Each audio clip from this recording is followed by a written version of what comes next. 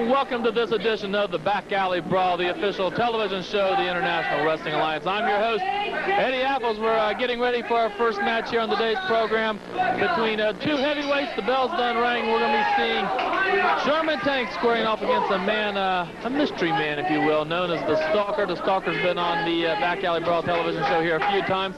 Don't know a whole lot about him. He ain't got the best one-loss record. Sherman Tank, a big, powerful individual. You would think going into this contest he may be the favorite. Clothesline by the Tanker sends Stalker down to the canvas. Wrestling fans, I want to thank you for checking out the Back Alley Brawl. We are the, as I said, the official show of IWA Pro Wrestling, Ohio's own homegrown Major League Professional Wrestling organization. We just saw Sherman Tank dropping that elbow down onto the leg of the Stalker. It's Tank. Looks like he's setting him up here for a suplex. Fixing him up and over. You see Stalker there reading in agony. Sherman Tank drops the leg down. So far in the opening moment of this contest, it's been pretty much all Sherman Tank. Tank's a very powerful individual. He's squat. He's in at that 6'1" mark. Probably a good 275 or so.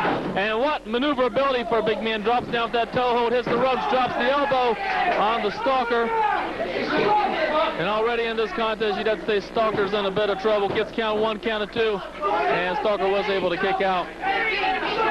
Fans, I want to tell you, as I've said many times on the program, this is Back Alley Brawl. You know, this is not WCW. This is not the WWF. We are Ohio's Major League Independent Wrestling promotion. These guys are not millionaire players. They're out here fighting and clawing their way up to the top. And they're doing it for the love of the sport, unlike a lot of other individuals you may see in different promotions. And they're out here to entertain you wrestling fans. And they're out here to score wins. And there's the Stalker just went to the eyes of Sherman Tank. He wasn't doing much with the scientific ability. So he went to those eyes. And, of course, as I stated many times, you can do nothing to build up the eyes. You can build up any part of the body just about. But the eyes are pretty much fair game. Well, Stalker with a boot to the midsection, I don't think did a whole lot of damage on the Tank. Tank's a very powerful individual, probably one of the more powerful heavyweights we have here in the IWA. And Stalker was trying to get him over, wasn't able to maintain his balance, and actually fell off his man. Stalker, I do understand, is, oh well. I'm sure you guys can identify with that. Sherman Tank bringing that second strand of rope up into the groin region of the Stalker, backs him into the corner, whips him across the ring. Oh, so with a big splash.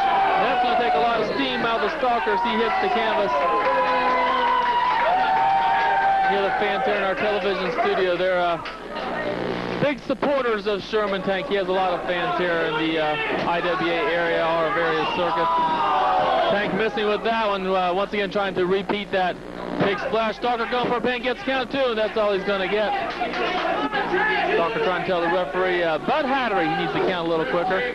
Stalker, several times during this contest so far, has put the boots to Sherman Tank. They really don't put a whole lot of pressure onto it. Now he's got that leg over that bottom strand of rope and using that for a little extra leverage, sending a kick into the leg region of Sherman Tank. And now he goes for that rear chin lock, and as you can see, it's like Stalker really needs to work a little harder, put a little bit more pressure on these maneuvers. Maybe he needs to get a little bit more aggressive, is what I'm trying to say. And speaking of aggression, there's Sherman Tank. Looks like he made it take a shot to the eyes of his own self. Sherman Tank got that step over toe hold on Stalker. Now he looks like he's setting up, maybe, well, it looked like he was trying to set him up for a figure four, gave up on that. Wrenches that leg backward, and that puts a lot of pressure, really stretches out those tendons. Very dangerous maneuver. A lot of wrestling fans, I don't think, really realize the danger in some of these wrestling holds, and Sherman Tank continuing to work over that leg, which is good strategy. If you got the part of the body weakened, you want to continue to work over that particular body part. DDT by Sherman Tank. From an analogical standpoint, I'd have to say the only thing these two guys are doing is they're coming across on some good maneuvers here, but they're really not working one particular body part. And that's maybe a key ingredient in professional wrestling is you got part of the body weakened, you want to stay on that body part. These guys are going from head holds to leg holds, arm holds. Slammed down by Sherman Tank, roll over, gets count of one, count of two, and count of three. He got him there. this is going to be the Tanker, Sherman Tank. You see our fans here in our television studios here greeting. And Sherman Tank is your winner here on the opening contest. Wrestling fans, we're going to be back with more IWA Championship Wrestling here on the Back Alley Brawl right after this.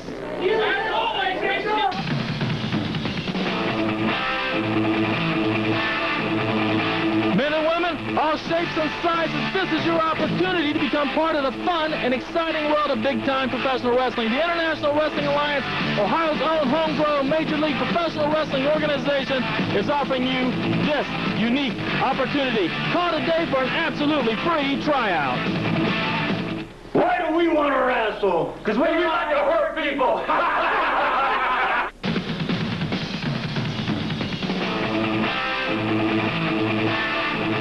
Boys and girls aged 8 through 18, this is your opportunity to become part of the fun and exciting world of big-time professional wrestling. Learn the holds and the counter-holds of professional wrestling. Be seen on local television and amaze all your school friends. Don't miss this big opportunity. Call today for an absolutely free pro wrestling tryout. Okay, wrestling fans, we're back to live action here on the Back Alley Brawl. You can see making his way into the ring. That's the man who likes to refer to himself as Sexual Chocolate Chip. Chip Allgood, his tag team partner, Dale Johnson, also known as the other White Meat, as he likes to refer to himself. Together they are the Casanova Cliq, and they're squaring off against a new team, I guess you would say, that of Damien, Kass, and Marcus Dillon, who's a newcomer here to the IWA. He's pretty much fresh out of the IWA training facilities here in Columbus, Ohio. And Dillon and Kass, I believe, is going to have their hands full against the Casanova Cliq. The Cliq, of course, a regular tag team. They team up on many occasions, and they're very well greased as a team. In other words, they know exactly what they're doing. They got a lot of good maneuverability in there. And you can see it's Kass backing Chip Allgood into the corner, threatening maybe with that right hand, didn't actually unload. And, of course, the Casanova Cliq, as I've said before many times here on the program, is a team that likes to have a lot of fun in the ring. They're serious competitors, but they still like to have a lot of fun. And it looks like this Damien Kass, he's maybe cut out of the same mold as he's having a little bit of fun in the opening contest, or the opening moments of this contest. Kass kind of teasing Chip Allgood here. I don't think he's actually afraid to lock up with him. Now he's trying to tell referee Bud Hattery. It looks like he told him to go check Chip Allgood, and the referee's done so. Of course, they checked all the combatants before this match started, but could just be some kind of psychological ploy by Damien Kass. They do lock up, collar and elbow into the ropes. Chip Allgood kind of slow and breaking. Kass shoves him off a little bit. These two are just pretty much feeling each other out. There's Damien Kass flexing a little bit. Only here on the Back Alley Brawl. Fans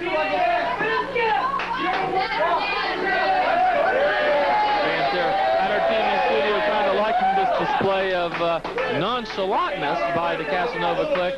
And there's a double bicep pose by, looks like it may be 150 pounds of Chip Allgood. Allgood claims to be the winner of the Arnold Schwarzenegger bodybuilding classic. I've heard him being billed as that numerous times. Now he's giving another pose for our fans here in attendance, but Damien Kass apparently has had enough. A sneak attack from behind, series of blows to the back. A reversal by Chip Allgood hits him with that elbow. Allgood into the ropes, drops that forearm down into the face of Damien Kass, picks Kass up across the ring. Falls down with that drop kick. Looks like he's trying to set up a double, maybe a double underhook suplex here. Yes, and he gets him over. Chip Allgood very well versed in the various scientific aspects of professional wrestling. He's very dangerous coming off those ropes. You can see he's hitting those ropes for extra momentum. And he just stopped on a dime there. Where'd he go? Straight to the eyes. You can see Allgood's having a lot of fun here. As we said, both members of the Casanova Cliq, they really like to have the fun in the ring. Of course, they're also very serious combatants. They know they got to win their matches to stay in the money, if you will. Especially when you're here on TV, double shoulder block by the Casanova Cliq. Dale Johnson now taking over on Damien Kass. He throws Kass out of the ring, follows him outside. Oh my gosh, it looks like he's trying to slam him right here on the floor, and that is a...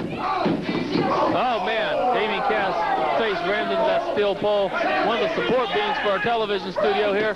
Chip Allgood, or excuse me, Dale Johnson dropping the elbow off that first row of the bleachers.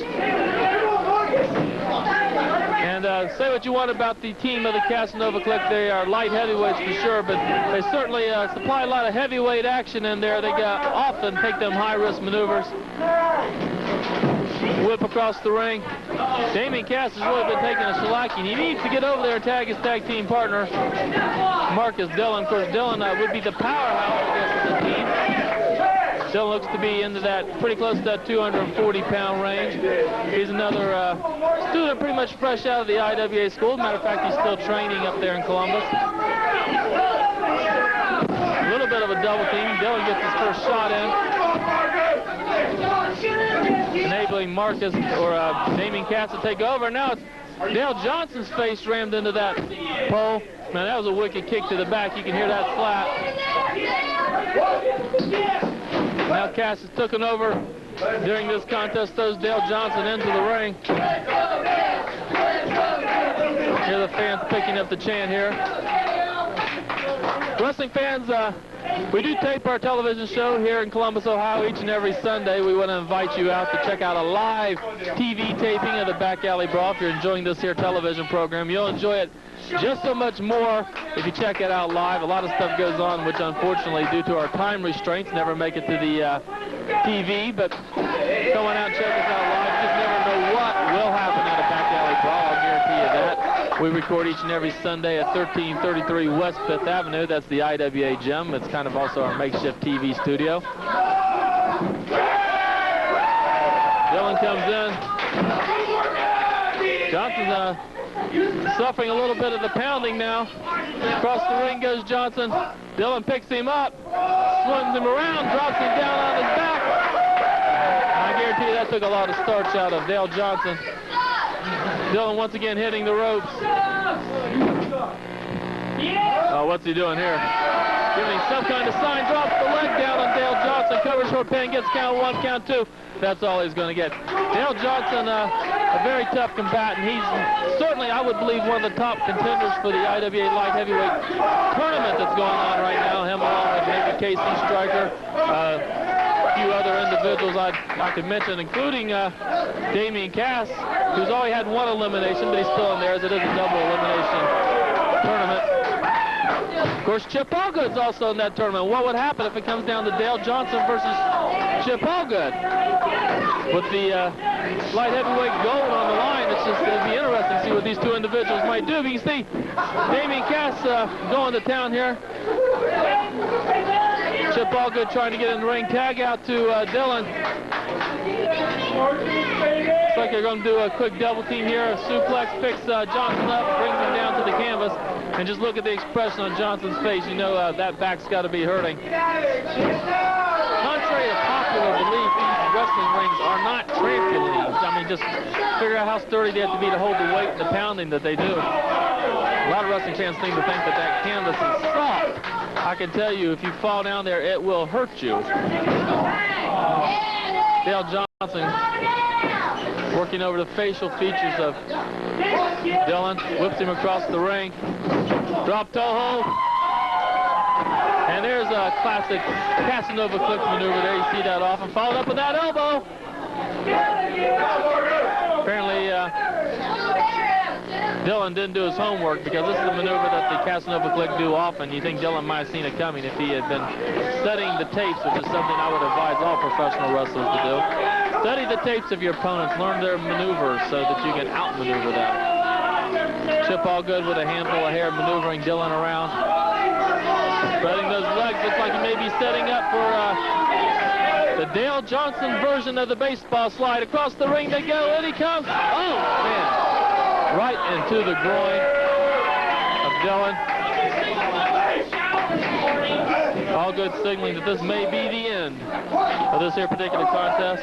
We're about 8 minutes into it. Dale Johnson's got Dillon up, rising down to the canvas, covers him, gets count of one, count of two. That's all he's going to get. Dillon, a very powerful young individual. Whip across the ring, misses that clothesline. Looks like on, but still he's able to bring Dale Johnson's head down to the canvas. Okay, now it's Chip Allgood to Damien Kass. Kass going across the ring for the ride. Looks like Johnson's trying to, Allgood's trying to set him up for a backdrop. Kass saw it coming, was able to swarm around, but still it's Dale Johnson, or Chip Allgood, excuse me. Chip Allgood on top of Kass here. Getting ready to pick him up. Tried to drive his face. It looked like Kass was able to prevent that, was able to get that hand down, prevent his head. That could have been it if his head would have made contact with that flooring on the ring here. Kass going with a cheap shot, going down below the belt. I think all you men out there can identify with that type of maneuver. It can take the starch out of you real quick. Damien Kass pulling Chip Allgood into the center of the ring. Looks like maybe setting him up for some kind of high-risk maneuver here. Up on that second strand rope, comes down with that forearm into the head of Chip Allgood.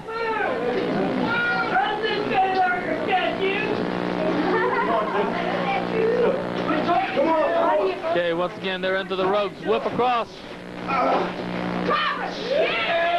my gosh, you can look at that maneuver spinning. Chip Allgood brings him down to the canvas. Kass looks like he's in la-la land. I think he's dizzy. He don't know what happened just there. Laying on the canvas. I don't think he's so much hurt as he's just stunned from the maneuverability of Chip Allgood. Allgood trying to set him up for something here. Into the corner, he's giving the fans here in our TV studio some kind of signal up on that second turnbuckle. Referee Bud Hatter, he's telling you got a 5 count, which to get your butt off that turnbuckle. Going up on top, you can see, drops that leg down and misses. He just wasted too much time. I think possibly Kass was playing possum. I think he's just waiting for Allgood to make that leap. In comes Marcus Dillon. Dillon pushing Chip into the corner, whips him across the ring. Hard hitting into that turnbuckle. Dillon following up with a, I guess you'd call that the stinger splash. Seems to be the popular terminology for it as of now. Of course, 5 years from now, I guess it'll be named after somebody else. Series of right hands by Dillon. Series of heads and shoulders by Chip Allgood. Allgood whipping Dillon. A reversal by Dillon into the corner. Misses with a clothesline. And Chip Allgood hits with that super kick. Tags in Dale Johnson. Here it comes. This is a typical Casanova Cliq maneuver. We see him many times here on the Back Alley Brawl. Dale Johnson going down on top of Dillon. Count 1, count 2, and a 3 count. And your winner is going to be the Casanova Cliq.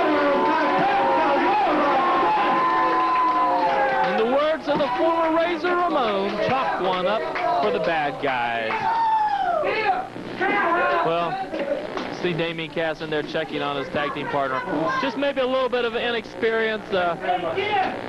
Dillon hasn't been wrestling all that long, like especially out of the IWA school here in Columbus. But wrestling fans, we're going to take our break here. We're going to be back with more IWA Championship Wrestling action right after this. Look, we got all these bookings to do. We got Detroit the first night, then we got Chicago the next night. We got to be in New Orleans later on that week. I know, Mike, but the Battens are going to be on one of those shows. They got to fly him in from West Virginia. We got to find some way to fit him in, get him for the show, but then we got to fly him out. Hey, you guys got some information for me. You got to call Ringside Confidential to find out. Come on, please. Ringside Confidential to find out. It's a free call. Call now. Okay, wrestling fans, and welcome to today's main event here on the Back Alley Brawl. It is for the IWA Tag Team Championship of the World. There you see the champions, the Batten twins, Bart and Brad, and they're squaring off against the Riot Squad. This match is already underway. You can see Shank Dorsey taking a powder courtesy of one of the Battens.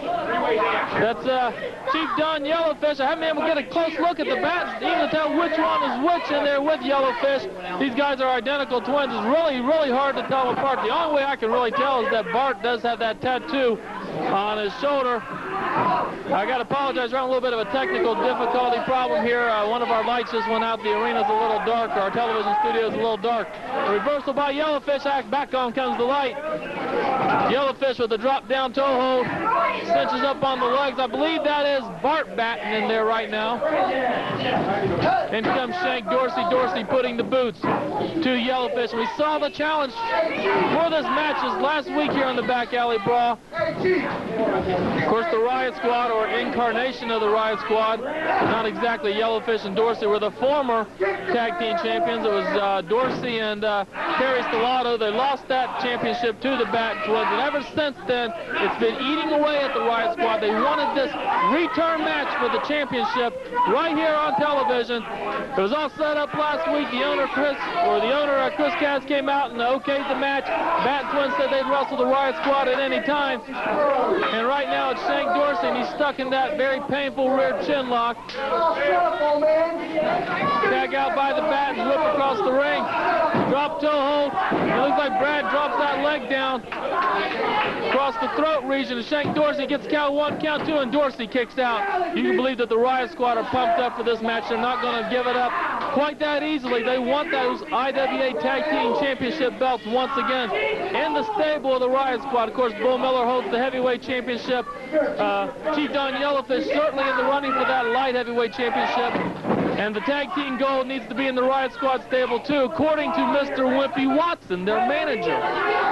Snapmare by Brad Batten, once again back into that chin lock. Wimpy Watson has informed us time and time again right here on the Back Alley Brawl that he plans on bringing all the gold into the Riot Squad. And Yellowfish, one of the few individuals who hasn't suffered a defeat yet in that elimination tournament, which is going to crown a new light heavyweight champion. Of course, we all know Jesse, the Madman Celica, has retired. And by order of the boss, Mr. Chris Kass, there's that light heavyweight tournament going on. But right now, it's for the tag team championship. Shank Dorsey, you can see his face distorted there due to the power put on that rear chin lock by Brad Batten. Dorsey working his way back up to his feet, pushes Batten into the corner. Referee Bud Hatter is going to give him the count here. You got a 5 count which to break. Dorsey trying to whip Batten across the reversal. Headlock takeover by Brad Batten. Well, so far in this contest, it's been pretty much all the Batten. You can see Dorsey trying to get a handful of hair. Referee Bud Hatter quickly alerted to that situation and broke it up. Wrestling fans, we got to take one last pause. We're going to be back with the conclusion of this match right after this. Okay, man, Maniacs, you're watching the Back Alley Brawl, the official television show of the International Wrestling Alliance. The Back Alley Brawl is taped each and every Sunday at the IWA Television Studios in Columbus, Ohio, located at 1333 West 5th Avenue. If you're enjoying all this crazy, wild, insane man action, we want to see you at the next IWA television tapings. Okay, wrestling fans, and we're back to action here on the Back Alley Brawl. It is for the IWA World Tag Team Championship. You can see Bart Batten now tagging in the brother Brad. That's Chief Don Yellowfish from the Riot Squad into the ropes. Hit with a double elbow. Down goes Yellowfish. Cover. 1, 2. That's all he's going to get. Yellowfish kicks out. What a contest we've seen so far here during this match. It's been seesawing back and forth. Yellowfish now put in the corner. Punch by Batten. 1 to the jaw, another one into the jaw. Whip across the ring. Followed up and he missed. Yellowfish was able to get out of the way in time. Brad Batten hit hard into the corner. He's trying to tag out to his brother. Who's going to be able to tag here first? In comes Shank Dorsey. Dorsey putting the boot to Batten. You can see that's Brad chasing Wimpy Watson, the man not so affectionately known as the Weasel around ringside. Batten trying to tell referee Bud Hatter that the Weasel, to watch out for the Weasel. He's up to his no good shenanigans, and well, the referee, he didn't say anything, so all he could do is tell Brad Batten to get back into his corner. Some quick double teaming. You can see Shank Dorsey keeping the referee occupied, sneakily goads Brad Batten into getting into the ring. Meanwhile, they're both double teaming and working over Bart Batten into the corner. Dorsey, some punches to the breadbasket. Didn't have a whole lot behind him. I believe all these guys have been working such a physical pace. They're all tired.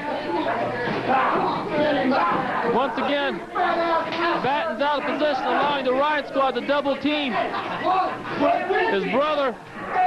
Looks like Shank. Referee's got to do something. He's got to regain some control of this match. All four combatants in the ring at the same time. Dorsey just hit with that clothesline.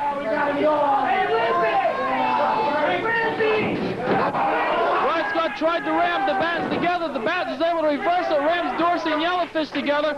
You see the referees trying to get one of the Battens out of the ring. Wild, crazy match. We only here on the Back Alley Brawl do you see action like this, wrestling fans. Unlike other promotions that promise main event matches but never delivers. Shank Dorsey looks like he has a pair of brass knuckles on his hand, trying to hit Brad Batten. Ended up hitting his own tag team partner, knocking Yellowfish out of the ring. The double drop kick by the Batten twins. Cover. Gets count of one, count of two, and a count of three. And it looks like the Batten twins are going to be the official winners. I don't know if you caught that. It looked like Shank Dorsey had a pair of brass knuckles. He tried to hit one of the Battens, and I believe it was Brad, and Brad ducked in. Dorsey ended up hitting the. Let's go up to Mike Ruppel, see what's going on here. Thank you, champions. I must say, what a great match you had here today. Well, you got to understand, whenever you get in the ring with the Riot Squad, it's always 3 against 2. But we're here to tell you, it doesn't matter whether it's 3 against 2, 4 against 2. The best twins are not going to give up the tag team belt. That easy.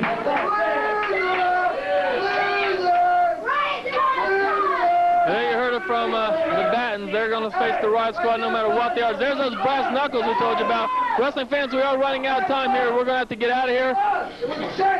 There's referee Bud Hack, the brass knuckles. We'll see you next week with more IWA Championship Wrestling action.